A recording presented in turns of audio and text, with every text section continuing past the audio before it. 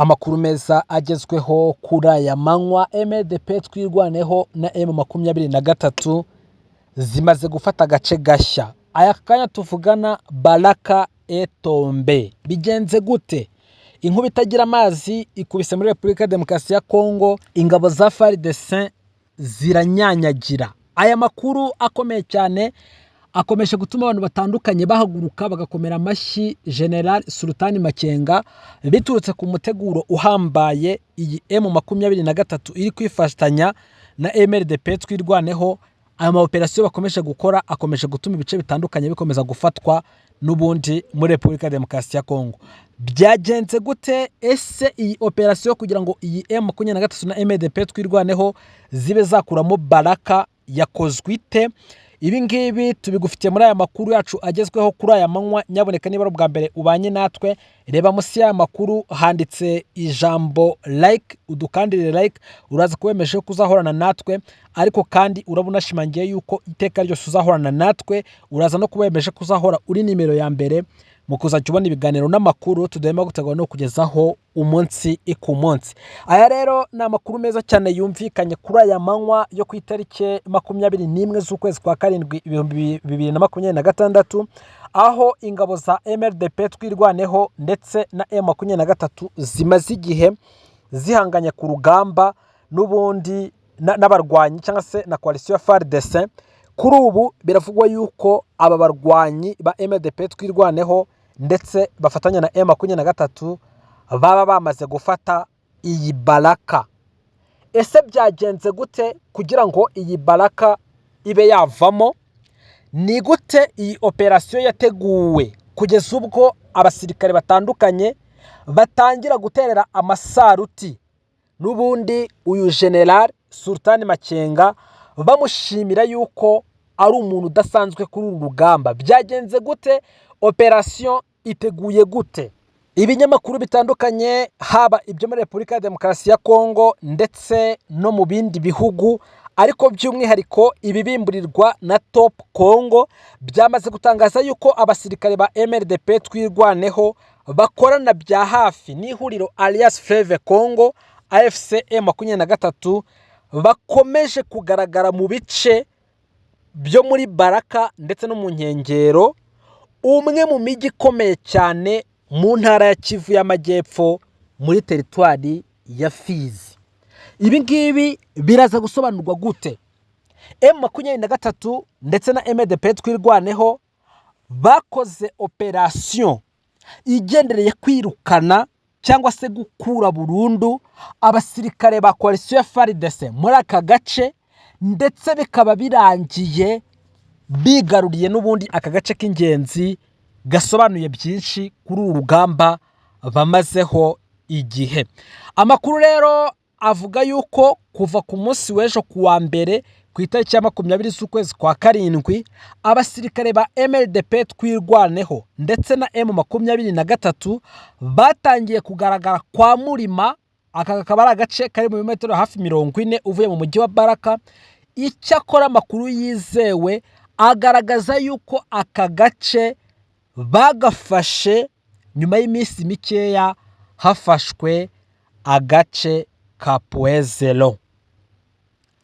Amakuru agezweho rero aturuka mu bice by'ibikorwa bya gisirikare agaragaza yuko iyi MRDP twirwaneho ndetse na M23 bamaze gufata burundu aka gace ka Baraka, kakaza kwiyongeraho uduce turimo kwa Murima nk'uko byagiye bitangazwa ku munsi w'ejo.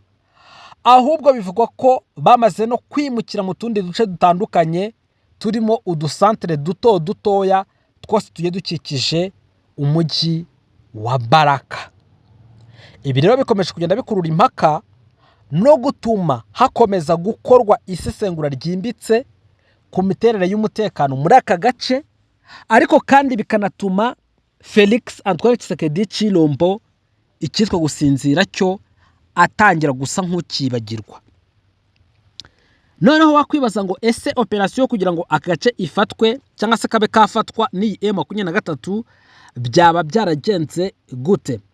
Amakuru avuga yuko abarwanyi ba M23 basanzwe bagenda kuri komandoma cyangwa se ku buryo bayoborwamo n'abayobozi babo, ngo aba barwanyi b'iyi M23 na MDP twirwaneho bakomeje n'ubundi operasiyo bari basanzwe bakora za sealing, kuno kuntu bagenda bagota gace bakakagota batarashe, noneho bamara kukagota bakagenda bakataka, bamara kwataka noneho bagatangira kurasa ibirongo. Nibyo byashe gukorwa, noneho biza kurangira bagiye maze baza gufata n'ubundi utuduce twose twegereye iyi centre cyangwa se aka gace ka Baraka.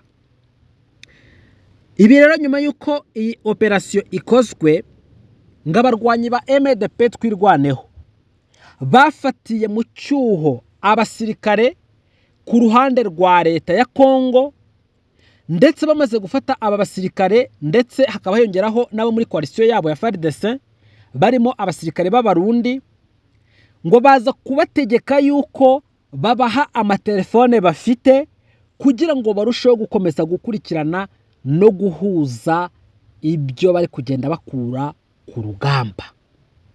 Ukuro kuba hari abafashe mpiri barangiza bakabambura ibikoresho byabo by'itumanaho birimo amatelefone, ngo ni kimwe mu byakomeje gusunika iyi MDP twirwaneho na M23 gukomeza kwitwara neza kuri uru rugamba no kumenya ibyo umwanzi byose ari gupanga, ndetse ngo binatuma iyi MDP twirwaneho na M23 bakomeza kwitwara neza ku rugamba, ngo kuko amakuru yose bayabonaga mbere yuko umwanzi amenya yuko bayafite. Hanyuma rero Felix Antoine Tshisekedi Tshilombo aya makuru nawe ngo yagiye amugeraho. Uku kuba amakuru yamugezeho ngo byongeye guteza ikibazo kidasanzwe, ndetse bituma Felix Antoine Tshisekedi Tshilombo ubwe yongera gutanga itegeko yuko bohereza abandi basirikare ahangaha kugira ngo bajye gutanga umusada babe babohora abo Alliance Fleuve Congo yafashe.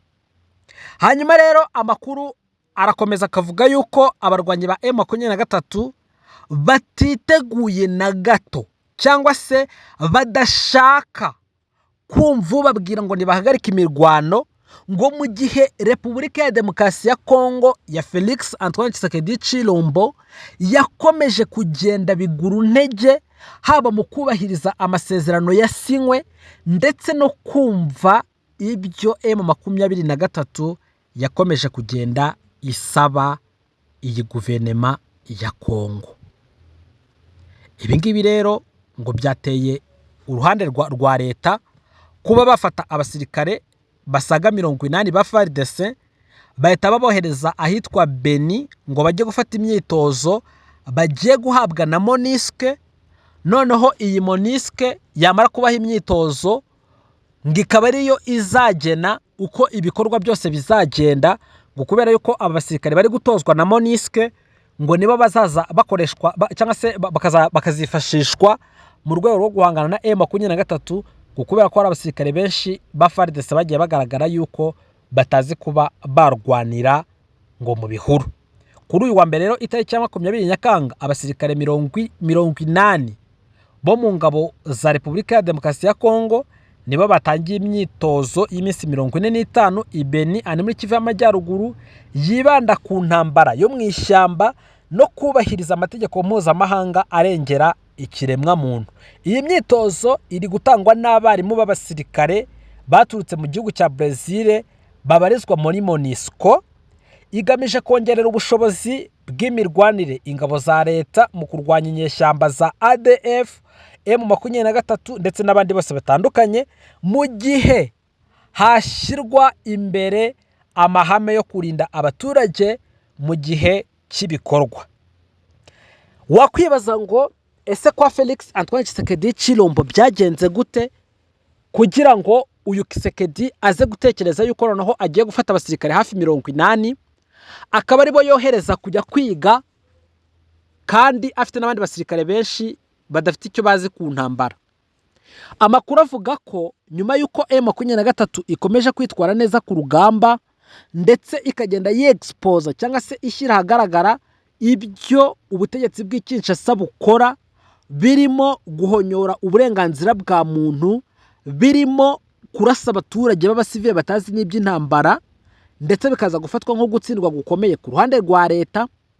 Amakuru avuga yuko uyu Felix Antoine Tshisekedi Tshilombo yafashe initiative yo kuzana abasirikare bavuye muri MONUSCO ngo bagahereza training abandi basirikare bo muri FARDC, ngo bigaragara yuko bashobora kuba bafata vuba, kugira ngo baze guhinduka impamvu rukumbi yo kuza gukomeza kubasunika no gukomeza guhangana, ngo byibuze barebe yuko iyi M23 baza kuyitsinda mu buryo bw'ipolitike, kubera yuko iyi M23 yakomeje kugaragaza yuko ubutegetsi bw'Kinshasa butarinda abaturage, ahubwo ikibaraje inshinga ari ukwica abaturage bakabamara.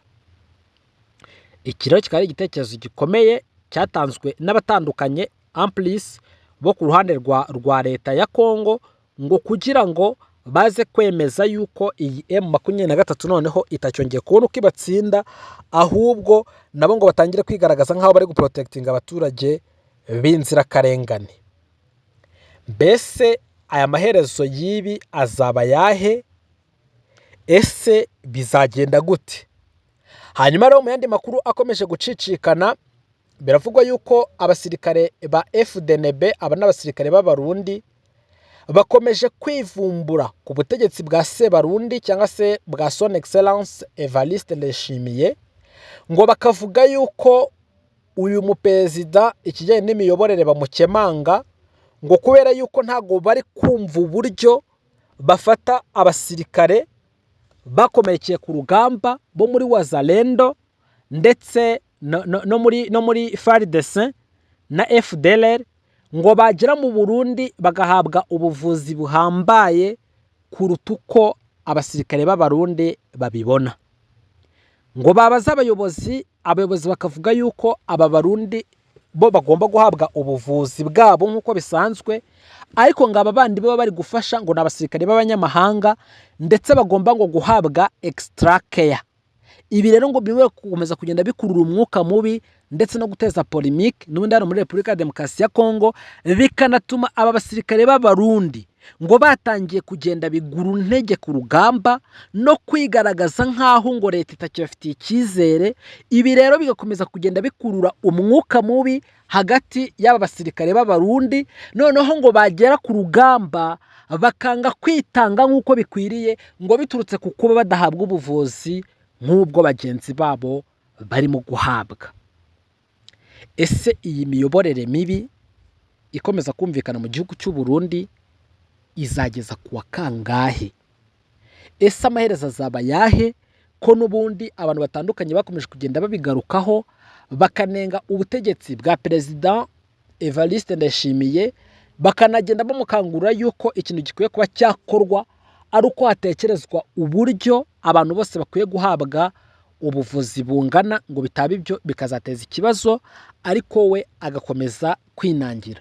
Ese bizarangira gute? Ese aba barundi bazikura mu rugamba, cyangwa se wenda Repubulika y'u Burundi izagarara kuvura cyangwa se izarekera kuvura inkomere z'abasirikare ba Wazalendo FDLR ngo baba bakomerekeye ku rugamba, ngo na cyane yuko bahabwa ubuvuzi buhambaye burenze bagenzi babo? Ibi byose twakomeza kujya tubikurikirana ndetse tuzagarukaho mu makuru yacu ataha. Hanyuma rero ku munsi w'ejo mu makuru twagiye tubagarukiraho ni amakuru avuga uburyo Felix Antoine Tshisekedi Tshilombo yaje noneho kwemera ku mugaragaro ko hakwiye kubaho ibiganiro bihuza abanyekongo bitavangura umuntu n'umwe cyangwa se bitagira uwo biheza. Aya makuru akimara gutangazwa, abagize itsinda C64 basanzwe barwanya ubutegetsi bwa Tshisekedi bahise batangaza yuko babaye bahagaritse imyigaragambyo bari barateguye, ngo biturutse ku kuba bimwe mu byo bari basabye leta yari yemeye kubibakorera, birimo no kuba hakwemerwa ibi biganiro bidaheza. Abahanga mu bya politike bari bakomeje kugenda bagaruka ku kibazo kibaza ngo ese M23 yo iraza kuba yemerewe kujya muri ibi biganiro, na cyane yuko ikwiriye kuba impamvu yo gutuma Repubulika ya Demokarasi ya Kongo yunga ubumwe, ndetse ikaba imwe mu mpamvu zikomeye zatuma amacakubiri ahagarara muri Kongo. nyuma y'uko abatandukanye rero bakomeje kwibaza iki kibazo, kuri ubu AFCM 23 yavuze aho ihagaze ku biganiro bidaheza. Felix Antoine Tshisekedi Tshilombo yavuze yuko yateguriye abanyagihugu. Umuhuzabikorwa w'ihuriro Alliance Fleuve Congo ribarizwamo M23 Corneille Nangaa yateye utwatsi ibi biganiro, anavuga yuko uyu Felix Antoine Tshisekedi Tshilombo afite izindi mpamvu ziri politike zaba zaratumye yemera ibi biganiro mu buryo bya nyirarureshwa. Avuga yuko ikibazo cya Repubulika ya Demokarasi ya Kongo kidashobora gukemurwa n'ibyo yise ubwumvikane bwa politike budafite ishingiro, ko ahubwo akwiriye kuba hazaho uburyo bwo kubahiriza ibikubiye mu masezerano M23 yasinye na leta ya Kongo mu mwaka w'2012. Aya masezerano akubiyemo ibintu bitandukanye.